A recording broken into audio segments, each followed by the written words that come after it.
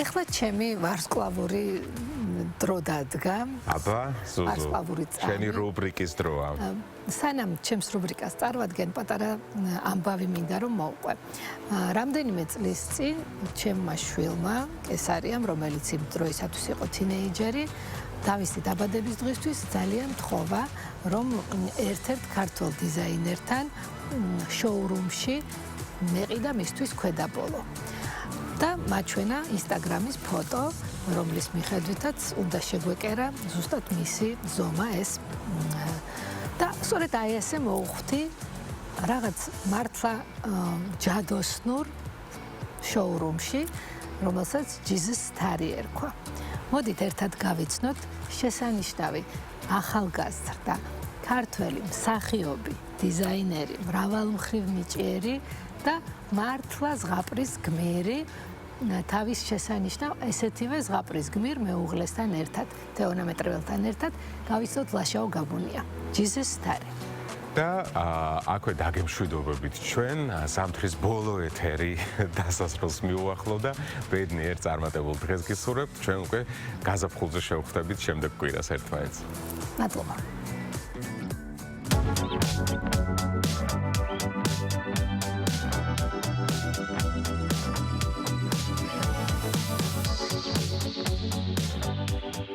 ლაშაო, მიხარია რომ შენთან მოვხვდი შოურუმში და მინდა რომ ორი სიტყვით გაიხსენო შენი შემოვარდნა ქართული მოდის სამყაროში. როდის მოხდა, როგორ მოხდა და მანამდე რა იყო? სერიოზულად, ეგრე ვიტყვი, უკვე 4 წელი არის, მე-5 წელი დაიწყო, რაც საკუთარ ბრენდს ვაწარმოებ და ინტერესი სულ მქონდა ბავშვობაშიც. თუმცა რაღაცნაირად აი ველოდებოდი რაღაც დროს, როცა ფიზიკურად შევეხებოდი ამ ყველაფერს. თავიდან სახლში რაღაცებს თამაშობდი, რაღაც ცდილობები იყო. მაგრამ შეხება ცოტა გვიან ასაკში მოხდა.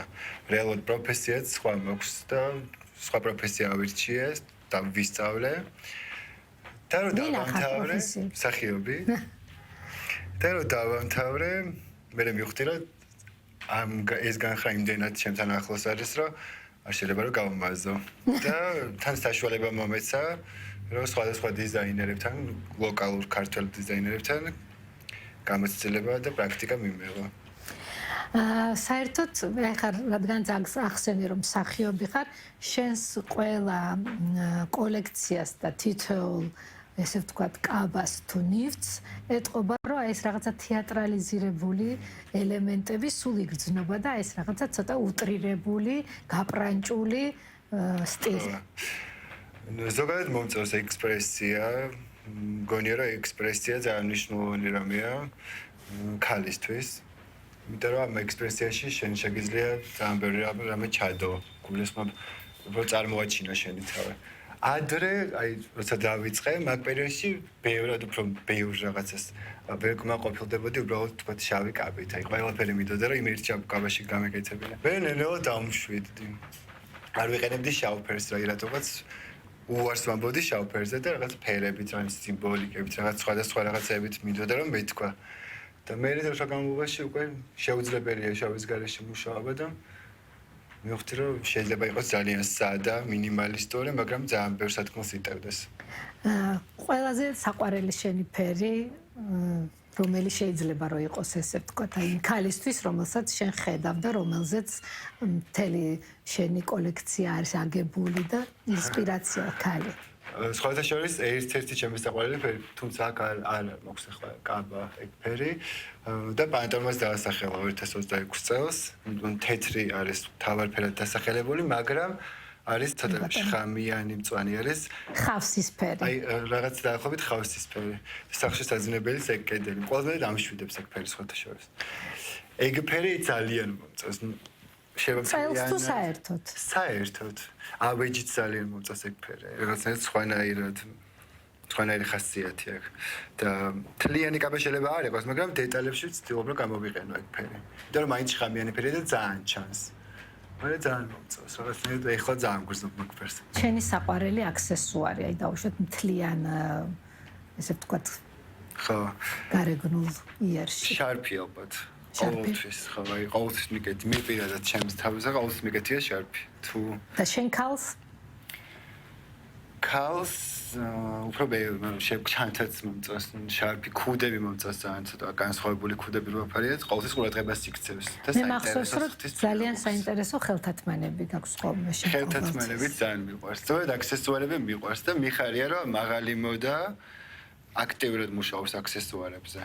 ეს მაღალ მოდაში რაც ხდება, ძალიან გზას უხსნის რეალურად, თქვათ, უფრო ახალ ბედა ან შედარებით ნაკლებად ცნობილ. ხო, ნაკლებად ცნობილ დიზაინერებს, იმიტომ რომ თუ თქვათ 2 წლის წინ რაღაც გადაჭარბებული რუშები, რაღაცები შეგვიძლია თუ მეც ყოფილიყო, წელს ეგრე არ არის, იმიტომ რომ როცა ხედავენ რო თქვათ ანტონიო ვაკარელო მაგალითად სენ ლორენს უკეთებს რაღაცნაირ თოჯინებს, მე თვითონაც ბედავენ, საქართველოში. რომ რაღაცა ჯონატან ანდერსონზე რო არაფერი ვსქვათ, რომელმაც ჯონატან ანდერსონი კიდე ხო და ეგ ძალიან მიმახარებს.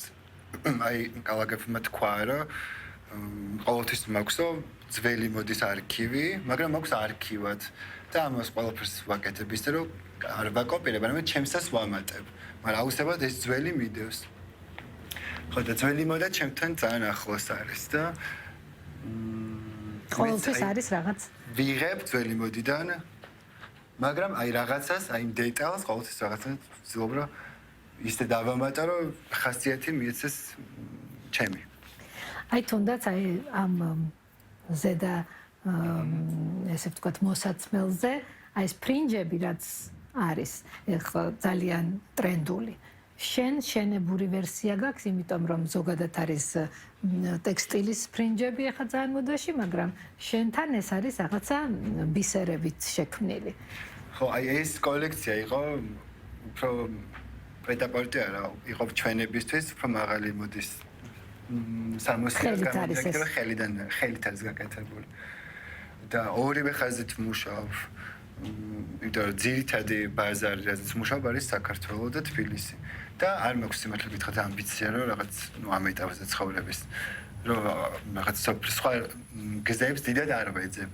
იმიტომ რომ მირჩევნია აქ ვიმუშაო, ძალიან მომწონს ის მომხმარებელი, ვინც თბილისი ძალიან მიყვარს. არის თუ არა ეს ვარსკვლავი შენი და შოთ ეს დეტალი ან სიმბოლო, რომელიც შეიძლება ყველა დიდ დიზაინერს კოკო შანელიდან დაწყებული, აი სიმბოლიკებთან ძალიან დიდი მიზიდულობა და ის ქონდა.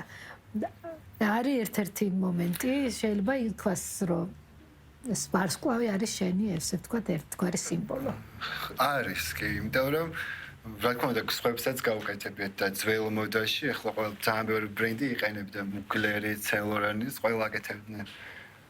მაგრამ თბილისში მე აი ესე მგონია რომ თუ ვინმეს რაღაც ვარსკვლავიანი აცვია და ლამაზია ესეთანაც ასეთება. ესე მგონია. კი მიყვარს ძალიან ვარსკვლავები. თუ არის შენს ესე ვთქვათ შემოქმედებაში აი ესეთი რაღაც გარკვეული სტილი, აი გარდა იმ თეატრალობისა, რაზეც ჩვენ ვისაუბრეთ, აი რამე ისეთი სპეციალური ღონისძიებისთვის, დაუშვათ იუბილესთვის, ან ქორწილისთვის, ან რაღაც განსაკუთრებული თარიღისთვის, აი ესეთი სამუშაო, რომელიც ძალიან გიყვარს და ძალიან გხიბლავს. ჩესტო სტარი აკეთებს ორ ხაზს. თქვათ მეორე ხაზი, რაც პრეტაპორტოსაც ეძახიან და პირველი ხაზი, რაც ანუ ამ შემთხვევაში გულისხმობს ინდივიდუალურ მუშაობას კლიენტთან, ანუ რასაც ატელიეს ფორმატში. შესაბამისად ატელიეს ფორმატში ძალიან ხშირი არის საქორწილო კაბები. 3 წლის წინ, ანუ ხო, მე მგონი 3 წლის წინ, ან 4 წლის წინ არ მახსოვს ზუსტად, გავაკეთეთ პირველი კაბა. და რაღაცნაირად ის კაბა ძალიან, როგორ თქვა, გავარდა, ძალიან ლამაზი გავაგვირდა. სახელი გაითქვა. ხო, ცოტა ექსპერიმენტულ პირობებში გავაკეთეთ ის კაბა. იმიტომ რომ მაშინ ვიწყებდი. ცნობილი ადამიანისთვის იყო თუ ძალიან კარგი გოგოსის იყო, დღემდე მეგობრობ და ძალიან გვყავს ერთმანეთი. სხვათა შორის მაგასაც ძალიან დიდი მნიშვნელობა აქვს. რა თქმა უნდა, ყველა კლიენტს ჩვენს ყურადღებას უთმობს და ძალიან მაღალი პროფესიონალური გუნდი მყავს და ძალიან კარგად მუშაობს. მაგრამ მაინც განწყობას მნიშვნელობა. საქორწილო კაბები, ხო. უფრო მეტად ალბათ რატომაც ყურადღება მიიქცია, რატომაც მოწონთ რაღაცნაირად უფრო რევოლუციური ხასიათის კაბები მომწონს და გამომდის. ძირითადი უმეტესობა კაბები, რაც გამიკეთები არის რაღაცნაირად ტორტები და ცოტა ეს ფუშფუშა. ხო. და რაღაცნაირად ეგ გავს იმას, რომ ქორწილი ხო ერთხელ გაქვს რეალურად და რაღაცნაირად უნდა გქონდეს ხო? ის ახედაინას აი ცოტა ისეთი კაბები გამოდის, რომ აი ღამე რო გესიზრება რომ ქორწილი გაქვს და აი კაბა რო გაცი, აი მაგასთან ახლოს არის ესე გონია და ალბათ მაგითო მოწონთ. სიზმრებზეც საუბრობთ ხოლმე პატარ ძალთან. სხვადასხვა დედამთილებთან საუბრობ ძალიან ბევრ თემებზე. აი და საინტერესო ყოველთვის დედამთილები ძალიან აქტიურები აქტიურად ჩართულები არიან. ხო, მართლა. თავიდან უცადა მეუცნაურებდა. თუმცა იმას ისიც უნდა ვთქვა, რომ ორ ადამიანზე მეტი არ სიამოვნებს ხოლმე როცა არის და ყოველთვის ვაფრთხილებ. იმიტომ რომ 5 ადამიანი რო დგას, მთელი ნათესაობით რომ ნათესაობით მულები და ყოველთვის ძალიან ხშირი შემთხვევა არის რა ეგ. ხო და ეს გოგო რომელიც დგას ცენტრში და იხედება სარკეში და 5 ადამიანი რო უყურებს 5 ადამიანის მზერა თავის ასრულება ყველა დაძაბულობა არ იგრძნო. გარდა იმისა რომ რა თქმა უნდა 10 კაცი რო არის და 10 კაცის კონცენტრაცია რა თქმა უნდა უფრო რთულია ვიდრე როცა ორნი ვართ მაგას მე თვითონაც უფრო მიაძულდება. და აი რადგანაც საუბარმაც მოიტანა შენც ახსენე და ჩვენი საუბარიც უკვე ბოლოსკენ მიდის.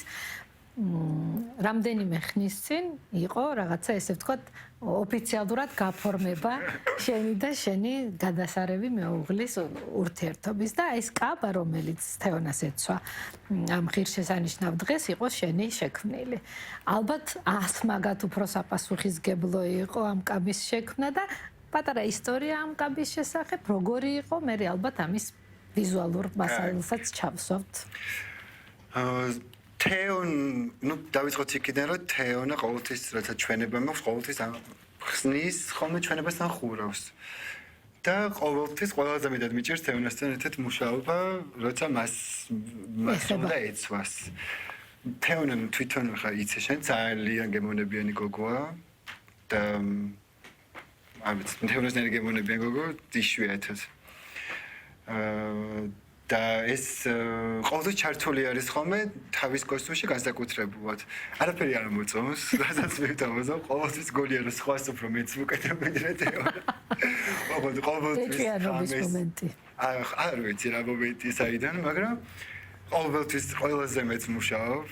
აი კამერების წინ ვარ, ყოველთვის ყველა დიდ ენერგიას და აი რამეს თუ რამეზე რამე გავათენე და თუ რაღაცა ყოველთვის თეონაზე ყველაზე მეც ფიქრობ, იმიტომ რომ ყველაზე მეტად მომწონს.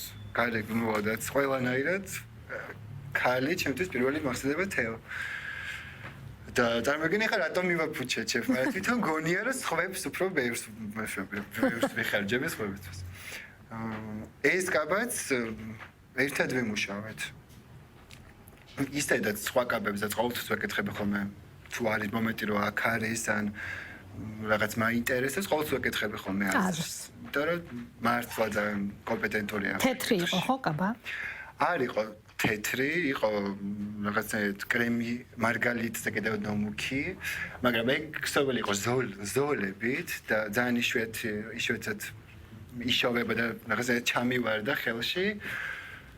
და ძალიან გამიმართლა, იმიტომ რომ რაღაც მე მგონი ფარდის ქსოვილი იყო, იმიტომ რომ განიქონდა 3 მეტრი და არ აქვს ხოლმე მეტრ ნახევარი.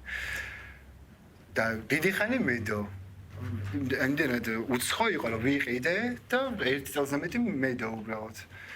და იმდენად მომწონა და რაღაცნაირად კარგი ხარისხიც იყო და ძალიან ლამაზი ქსოვილი იყო, მოკლედ ეგრევე გადმოვიღეთ ეგ რა უაჭველი მაგისგან. ელოდებოდა ესე იგი ერთი წელი თავის ხო, ოღონდ ისე რომ არ ვიფიქრია. და თან ზამთარში იყო, დეკემბერში მოხდა და თლიანად ეკლესიაში ყოფილიყავით, გარეთაც გვიწევდა სიარული და თეზოვითო გაგვეთვალისწინებინა. და თლიანად ამიტომ გადავწყვეტ რომ თლიანად ამ ტაფტით არ ყოფილიყო რა. და ზევით ძალამაზი იტალიური ქსოვილი შალი იყო, ცივი შალი იყო, რაღაცა თექასავი, ძალიან კარგად დამუშავებული, ფერში ძალიან ლამაზად ჩაჯდა. და ამ ორი ქსოვილის კომბინაციით გავაკეთეთ ის კაბა რაც ეცვა. ძალიან დიდი მადლობა იმისთვის, რომ შემოგვიშვი შენ ჯადოსნურ სამყაროში. გაგაინტერესათ და თქვენთვის ყოველთვის ღია მაქავრობის კარი. ძალიან დიდი მადლობა. ყოველთვის დიდი სიხარულით და დიდი ინტერესით ველოდები შენს მორიგ წარმატებას. იმედი მაქვს, რომ ბევრი იქნება წინ. აუცილებლად, მადლობა. ყოველთვის გავაკეთე.